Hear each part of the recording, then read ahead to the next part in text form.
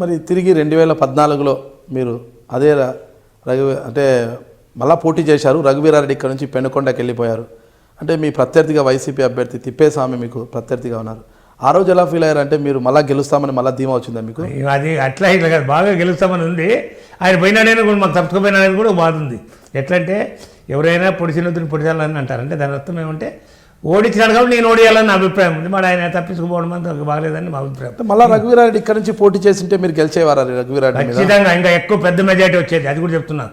వాళ్ళు 2 భాగాలు అయ్యేవాళ్ళు. ఎలా అంటే ఆయన ఏదో చేసినారని చెప్పి వాళ్ళు చెప్తారు కదా, ఆయన మాయ మాటలు కూడా ఒకటి ఉండే కదా. ఆ రెండిట్లో ఉండే ఓట్లు వాళ్ళ ఓట్లో మాకు కూడా 5,000 4,000 5,000 తగ్గినా అవతల వాళ్ళకి సగం బిక్కి ఉండేవాడు, వాళ్ళకి వచ్చిండే ఓట్లన్నా మేము ఖచ్చితంగా 40,000-50,000 కాలేదని మేము బాధపడుతున్నాం. అది రఘువీరారెడ్డి ఉన్న 5 ఏళ్ళు మొత్తం రైల్వే ట్రాక్ కూడా తెచ్చాడు. ఇక్కడికి రాయదుర్గం నుంచి వయా కళ్యాణదుర్గం కూడా ట్రాక్ తెచ్చాడు, రింగు రోడ్డు వేశాడు, చాలా అభివృద్ధి పనులు చేశాడు. కేవలం రాష్ట్ర విభజన కావడం వల్లనే ఉన్నాం హనుమంతరాయ చౌదరి గెలిచాడు, లేకపోతే రఘువీరారెడ్డికే మళ్ళా విజయం వరించేది అనేది కూడా కొన్ని ప్రత్యర్థులు అంటున్నారు. పూర్తి రాంగ్. అది పూర్తి రాంగ్. ఎందుకంటే అవసరమా నీకు ఎక్కడి నుండి అక్కడ నుండి అదేంటి రాయదుర్గం నుండి బెంగళూరుకి ట్రైన్ కాకుండా గుంతకల్ నుండి వయా ఉరుకొండ మీద వచ్చింటే అదే వాళ్ళు మడకసిర మీద కూడా పోయింటే 10 మందికి ఉపయోగపడేటట్టు. ఎందుకు తీసుకుంటారు? ఆయన కుటుంబానికి ఆయన గ్రామానికి ఏదైనా ఉపయోగపడుతుంది అట్లా నాకు తెలియదు, కానీ నాకు ఆ విషయం తెలియదు. కానీ వాస్తవంగా అదంతా కూడా తానేదో దాంట్లో లాభం పొందాలని అలా వాళ్ళకి వాళ్ళ ద్వారా ఏది లబ్ధి పొందాలని, ఏది కాంట్రాక్టర్ లబ్ధి పొందాలని ఆలోచన తప్ప నిజంగా ఈ గ్రామాలకి మనకు అనుకూలం చేయాలనుకునేవాడు అయితే ఖచ్చితంగా ఆయన ప్రయత్నం ఆయనకి ఏదైనా ఉంటే కూడా గుంటకల్ టు ఉరుకొండ వయా కళ్యాణదుర్గం వచ్చింటే రైలు 10 మందికి ఉపయోగపడేది. ఇప్పుడు ఏమైనా వలసపోయే కూలీలు తప్ప ఇంకేమైనా ఉపయోగపడుతుందని చెప్పండి, మీరే చెప్పండి. మీరు సర్వే చేసుకోండి. వలసలు ప్రోత్సహించాలి తప్ప. రఘువీరెడ్డి అని చెప్పారు మీరు, రఘువీరెడ్డి అంటే కలిసింది, కానీ అది పూర్తిగా అవాస్తవం. విభజన కాకుండా ముందే పంచాయతీ ఎలక్షన్లు జరిగినాయి. పంచాయతీ ఎలక్షన్లో మా మెజార్టీ క్లియర్గా 20,000 మా మద్దతుదారులు 20,000 ఓట్లతో మా మద్దతుదారులు గెలిచారు. పూర్తిగా తెలుగుదేశం పార్టీ వాళ్ళు ఎవరైతే ఉన్నారో 20,000 మెజార్టీ ఆ రోజే ఉంది క్లియర్గా. మళ్ళీ ఇంకా ఎలక్షన్ లేదు, ఏం లేదు. ఆ రోజు నువ్వు అధికారంలో ఉండి పోలీసుని వాడి అందరినీ వాడి విపరీతమైన కేసులు పెట్టించి చేసినా కూడా 20,000 మెజార్టీ వచ్చింది ఆ రోజే. ఇది విభజన జరగక ముందే పంచాయతీ ఎలక్షన్లు జరిగాయి ఇక్కడ. ఆ పంచాయతీ ఎలక్షన్లో 53 మంది సర్పంచులు గెలవడంతో పాటు వాళ్ళందరూ మెజార్టీలు క్యాలిక్యులేట్ చేస్తే 22,000 పైచులకు వస్తుంది. అంటే ఇక్కడ there is no question of అంటే ఆయన ఉండింటే ఇదైతుండే విభజన జరిగింది కాబట్టి ఇదైనాడు అనే దానికి ఇంకా ప్రశ్న విభజన కాలేదు కదండి అప్పుడు. ఇంకాను యాది పంచాయతీ ఎలక్షన్ అప్పుడు కానీ ఎంపీటీసీ ఎలక్షన్ కానీ మరి ఇవన్నీ విభజన కాలేదు కదా అప్పుడు. మరి కొన్ని స్థానిక సంస్థల ఎన్నికలు జరిగాయి, పంచాయతీ ఎన్నికలు దానికి ముందే జరిగాయి. అన్నీ ముందే జరిగాయి. ఆఖరికి నీకు ఇది మున్సిపాలిటీ కూడా ముందే జరిగింది. డెసిషన్ అయిపోయిన తర్వాత అదే రాష్ట్ర విభజన అనంతరము స్థానిక సంస్థల మున్సిపాలిటీ ఇవన్నీ కూడా రాష్ట్ర విభజన అనంతరమే జరిగాయి. వాస్తవం. అదే మున్సిపాలిటీ ఎలక్షన్లు అవన్నీ వాస్తవం. అంటే రాష్ట్ర విభజన జరిగింది కాబట్టే స్థానిక సంస్థలు ఇక ఎమ్మెల్యేలు అన్నీ కూడా తెలుగుదేశం పార్టీ వశమయ్యాయి అనే దాంట్లో వాస్తవం లేదంటారా? 100% వాస్తవం లేదు. మేము పంచాయతీ ఎలక్షన్ ముందే జరిగినాయి కదా. అంటే పంచాయతీ ఎలక్షన్స్ వ్యక్తులు బట్టి పోతాయి, మిగతా ఎన్నికలను కూడా పార్టీ గుర్తుల మీద జరుగుతాయి.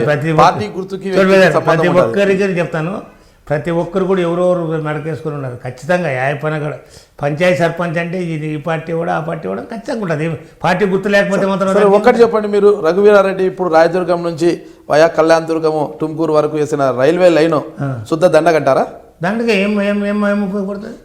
ఏదైనా ఉపయోగపడితే వాళ్ళకి కళ్యాణదుర్గానికి రైలు మార్గం అనేది తెచ్చాడు కదా. రైలు మార్గం తెచ్చిండొచ్చు, తెచ్చింటే మాకు ఉపయోగపడే రైలు మార్గం కాకుండా ఇది తెచ్చిండే దాని ఉంటే ఇది లేకపోతే అది లేకపోతే అక్కడ నుండి వచ్చిండేది అపోతున్నా రావాల్సిందే.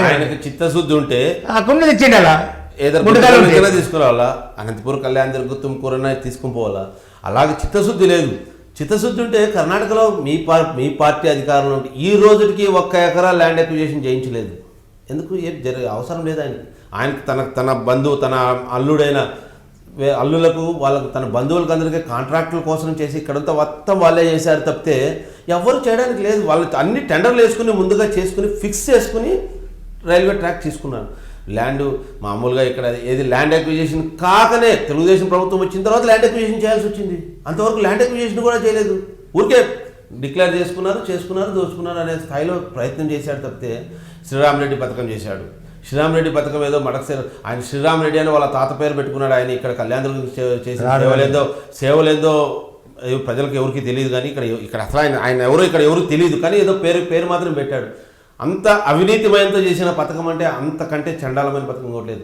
కానీ ఆశయాలనే అతి పెద్దదనేసి చెప్తారు, కానీ ఎక్కడ ఈ రోజుకి నీళ్లు పోవట్లేదు. తెలుగుదేశం వచ్చిన తర్వాత మళ్ళీ కోట్ల కొద్దీ మళ్ళీ డబ్బులు ఖర్చు పెట్టి దాన్ని ప్రతి ఊరికి చేర్చాలనే కృతనిశ్చయంతో తాగునీళ్ళు కావాలా. ఆ రోజు ఎన్ఆర్డీపీకి తీసుకున్నారు కాబట్టి ఈరోజు కొత్త ప్రాజెక్ట్ లేకుండా ఉంది.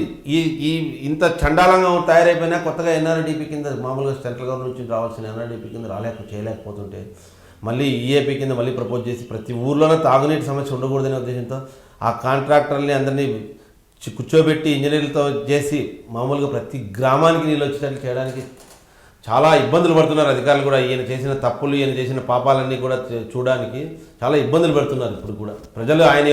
ఆయన ఆ శాపంతోనే ఆయనకు అంత దౌర్భాగ్యం, ప్రజలకు తాగునీరు ఇచ్చే దాంట్లో కూడా ఇంత దౌర్భాగ్యంగా ప్రవర్తించి దాన్ని మరీ కూడా ఇంకొకరి మీద నెపం నెత్తేదానికి ప్రయత్నం చేస్తున్నారు తప్పితే ఏమీ చేయలేదు. మీ కళ్యాణదుర్గం నియోజకవర్గంలో బీసీ ఓటర్లు ఎక్కువగా ఉన్నారు. ముఖ్యంగా వాల్మీకి సామాజిక వర్గం చెందిన ఓటర్లు చాలామంది ఉన్నారు. అదే సామాజిక వర్గానికి చెందిన తిప్పేస్వామికి 2014లో వైసీపీ ఎమ్మెల్యే అభ్యర్థిగా టికెట్ ఇచ్చారు. ఆ సమయంలో మీకు గెలుస్తామన్న ధీమా ఎలా వచ్చింది? మొత్తం బీసీ ఓటర్లంతా వైపు మాకు అనుకూలంగా ఉంది కదా పరిస్థితి. దానికి తోడు జగన్మోహన్ రెడ్డి కూడా ప్రచారానికి వచ్చారు. అప్పుడు జగన్మోహన్ రెడ్డి ప్రచారానికి వచ్చినప్పుడు కళ్యాణదుర్గం అంతా జన సందోహం అయిపోయింది. ఎటు చూసినా బారులు తీరారు జనం. ఆ జన సందోహాన్ని చూసి మీరు ఎలా ఫీల్ అయ్యారు? మేము జన సందేహం కంటే చంద్రబాబు నాయుడు వచ్చినప్పుడు ఇదంతా కూడా ఏడ పట్టే పరిస్థితి లేదు. అది అర్థం చేసుకోవాలి మనం కూడా. ఖచ్చితంగా చంద్రబాబు నాయుడు వచ్చిన బ్రహ్మాండంగా వచ్చారు. చాలా అట్లా కుల రాజకీయాలు ఎక్కడిక్కడ ఏం పెద్దగా జరుగుతూ సోదరులు దాదాపు 30,000 ఓట్లు ఉన్నాయి నియోజకవర్గంలో. దాంతోపాటు ఎస్సీలో 28,000 ఓట్లు ఉన్నాయి. వాల్మీకి సోదరులంతా ఒకే వైపు ఉంటే మరి అది కాదు కదా. పార్టీ యొక్క అభిప్రాయము కులాలను చూసి ఓట్లేసే కాలం లేదండి ఈరోజు. కులాలు చూసి 1 or 2% మోజు పెరగొచ్చేమో కానీ 1 or 2% కొంతమంది ఏదైనా జరుగుతుందేమో కానీ. కుల రాజకీయాలు మామూలుగా ప్రజాస్వామ్యంలో ఎక్కడ సక్సెస్ అయినట్లు మాకు తెలిసి ఎక్కడ సక్సెస్ అయినట్లేదు. తాత్కాలికంగా ఒకరిద్దరికి జరుగుతుందేమో లబ్ధి, అంతేగాని అలాగంటే చిరంజీవి పార్టీ పెట్టాడు కాపులంతా మా సైడ్ వచ్చేస్తారన్నాడు, ఎవ్వరు పోలేదు. ఈరోజు మాది అదే రకంగా చేస్తుంటారు, అదే రకంగా అవన్నీ కాదు కానండి. కుల రాజకీయం అయితే ఇక్కడ నాకు తెలిసి కళ్యాణదుర్గంలో కుల రాజకీయాలు పనిచేయలేదండి. కొంతవరకు రఘువీర్ రెడ్డి ఆకర్షించగలిగాడు. అంతా మొత్తం గొల్లలంతా ఆయనకి వేశారని మేము అనట్లేదు. యాదవులు వేశారు.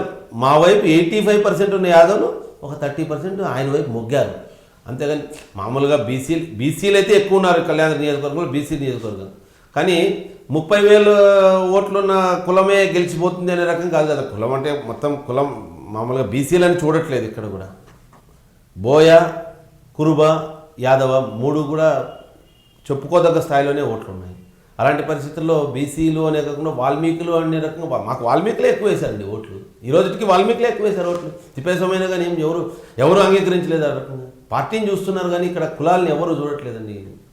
నేను ఎమ్మెల్యే ఉన్న మనవంతరాయ చౌదరిని, మీరు హై డ్రీమ్ మీడియా చూస్తున్నారు.